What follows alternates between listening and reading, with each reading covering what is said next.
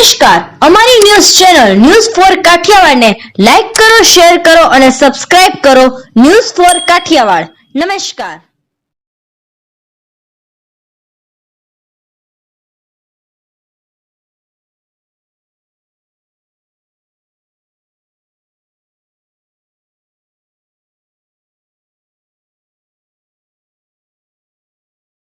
ગિરીશ કોટેચા અને તેમના આખો પરિવાર ટિકિટની માંગણી કરવા નીકળ્યો છે. મહેશ ગીરી બાપુ. ગીરીઓ અને હરિયો બંને ભ્રષ્ટાચારીઓ છે. મહેશ ગીરી બાપુ. હું ભાજપને પણ કહીશ કે લોહાણા જ્ઞાતિમાંથી અન્ય સારા વ્યક્તિને ટિકિટ આપો. મહેશ ગીરી બાપુ. આવા ભ્રષ્ટાચારીઓના કારણે જૂનાગઢ બદનામ થઈ રહ્યું છે. મહેશ ગીરી બાપુ. લોહાણા જ્ઞાતિના અનેક સજ્જનો ટિકિટની માંગણી પણ કરી રહ્યા છે. મહેશ ગીરી બાપુ. આવી જ રીતે ગિરીશ કોટેચાનો મહેશ ગીરી બાપુ પલટવાર. મહેશ ગીરી બાપુ માનસિક સંતુલન ખોઈ બેઠા છે. મહેશ ગીરીના આટા મુકાઈ ગયા છે. મહેશ ગીરીએ મરેલ માણસના અંગૂઠા પેપર ઉપર મારેલ છે. મહેશ ગીરીનું નામ હવે મહેશીઓ કરી નાખ્યું છે. આ કુંભના મેળા પછી મહેશ ગીરીને આસારામ ભેગું જવાનો વારો આવશે. ગિરીશ કોટેચા. તમે વિચાર તો કરો શું થઈ રહ્યું છે ગિરનારમાં. અને જુનાગઢ જો સૂતું રહેશે, ઓલો ગિરિયો હરિયો ઠોકી બેહાડશે. હમણાં મને ખબર પડી ઓલો ગિરિયો કે આખું ઘર ટિકિટ માંગવા આવી ગયું. એટલે આ જાગો જુનાગઢ વાળાઓ, જાગો. કાં તો પછી ભોગવો, બીજું તો કઈ નહીં કહી શકું. હું તો સનાતન અને ધર્મ માટે, ગિરનાર માટે લડવાનો જ છું. તમે મજા તો જોવો કે ભ્રષ્ટાચારી, દુરાચારી, બલાત્કારી, અત્યાચારી એના વિરોધમાં આવાજ ઉપાડ્યો તો જુનાગઢનો એક ભ્રષ્ટાચારી એને બચાવવા આવી ગયો. ગજબ છે ભાઈ, આખી ગેંગ બની ગઈ છે. तो ये जो प्रश्न उठाए, उस प्रश्न के क्या ये गिरनार में इस पवित्र स्थान में होना चाहिए, मैं प्रमाण के साथ बात करूंगा और वीडियो भी सब प्रेस वालों को दूंगा. मैंने जिस तरह से कहा कि सुखड़ की जगह है, ये दत्तात्रेय संस्थान जो है वो सूखड़ों का है और उसके 36 पीढ़ियों के ऑन पेपर रिकॉर्ड है मेरे पास. और ये देश संविधान से चलता है, तुम्हारी दादागिरी से नहीं चलता.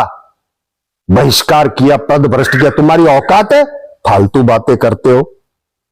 है मर्द के बच्चे हो तो पत्र भेजो और प्रेस करके बोलो, फिर मैं देखो कोर्ट में जाता हूं. और मैंने कहा 20 फरवरी तक का वक्त दे रहा हूं.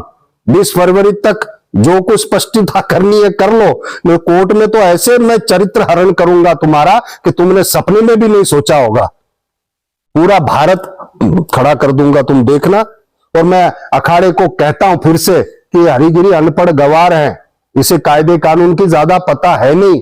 जो व्यक्ति एक ऐसा पत्र, झूठा पत्र सरकार के दस्तावेजों में जमा करवा सकता है, इतना बेवकूफ, तो आप सोचो इसने कितनी बेवकूफियां की है, कितनी सारी बेवकूफी. मुझे कई सारे ऐसे फोन भारत भर से आए हैं. मैंने कहा कुंभ मेले तक का इंतजार करो, कुंभ मेले के बाद, क्योंकि ये सनातन का मेला है, ये खराब नहीं होना चाहिए, इसमें मैंने रोक के रखा है. अब तो सबको इकट्ठा करूंगा, तुम देखना क्या क्या होता है. अब तो मैंने पहले स्पष्ट कर दिया, बहिष्कार और મૂક્યો એનો તું જવાબ નથી આપતો. તારી પાસે કોઈ જવાબ તો છે નહીં. પત્રકારોને બોલાવીને ઘડીક દાંત કાઢ ને ઘડીક ચશ્મા પહેર ને ઘડીક ચશ્મા કાઢી નાખ ને વળી હું તને આજે કોક ન્યાથી ને બે સાધુએ કોઈ એના પ્રવક્તા હશે, જેમ પાર્ટીમાં પ્રવક્તા એમ સાધુમાં પણ એક પ્રવક્તા હોય કે એ જ નિવેદન આપતા હોય, તો એના જ ધમકી આપતો હતો કે જો પછી તમે જોઈ લેશો, હવે તમે જો કઈ મારા વિશે બોલશો તો હું આમ કરી નાખીશ. તું ધમકી હેનો આપે જ બધાને ભાઈ. મારે ગિરનાર આપી દે, હું ગિરનાર આપી દે, તે ગિરનારને તો આખા દેશમાં બદનામ કરી નાખ્યો. આ તારા બાપુજીનો છે ગિરનાર? તે ગિરનારની આવીને હાલત શું કરી? તે નેમિનાથના લોકોના ડોકા કાપી નાખવાનું કીધું. તું પરિક્રમામાં કલેક્ટર આરે બાદ તું પછી કલેક્ટર ઉપર આક્ષેપો કરો. અમારા આખા દેશના મારા અમિતભાઈ શાહ સાહેબ કે જેને દેશને આખી દુનિયા માને છે, એની પર તું આક્ષેપ કર. એટલે આ વિકૃતમાં હવે આજે પણ એમ બોલતો હતો કે અધિકારીઓને ખબર નથી પડતી, તો તું કોઈ મુખ્યમંત્રી છો? તને એકલાને જ ખબર પડે, બાકી બધા મૂર્ખ માણસો છો ને તું એક જ બુદ્ધિશાળી માણસ છો. હું તો સત્ય બોલી, તું ટોટલ બોલે છે એટલું બધું અસત્ય જ બોલે છો. તારામાં સત્યનો કોઈ છાંટો છે? તું કાન કુંભના મેળામાં નો ગયો, તે બાનું કરીને એમ કીધું હવન કરાવું છું. હવનમાં પણ તારો જીવ ક્યાં છે? એ તો જો કાલે એમ કે ત્યાં જેટલા મૃત્યુ થયા એને તો બધાને શ્રદ્ધાંજલિ આખા દેશના વડાપ્રધાનથી માંડીને બધાએ આપી દીધી. તને હવે હુઈ ગયું. આજે હું પત્રકાર પરિષદમાં બધું ચોખ્ખું કરી. બંને હું કામ આમાં લીધો? હાલો, એ ઘડી હરિયો ને ગિરિયો ને બોલાવે. હું તો ગિરીશ કોટેચા છું. સાંભળ, તને તારી મહાપરિ જ્ઞાના જે સાધુ સંતો છે ને, આખા દેશના સાધુ સંતોએ તારું નામ હરિગીરીમાંથી ને ભાઈ મહેશગીરીમાંથી ને હવે તારું નામ મહેશિયો કરી નાખ્યું છે. તારું નામ મહેશિયો કરી નાખ્યું.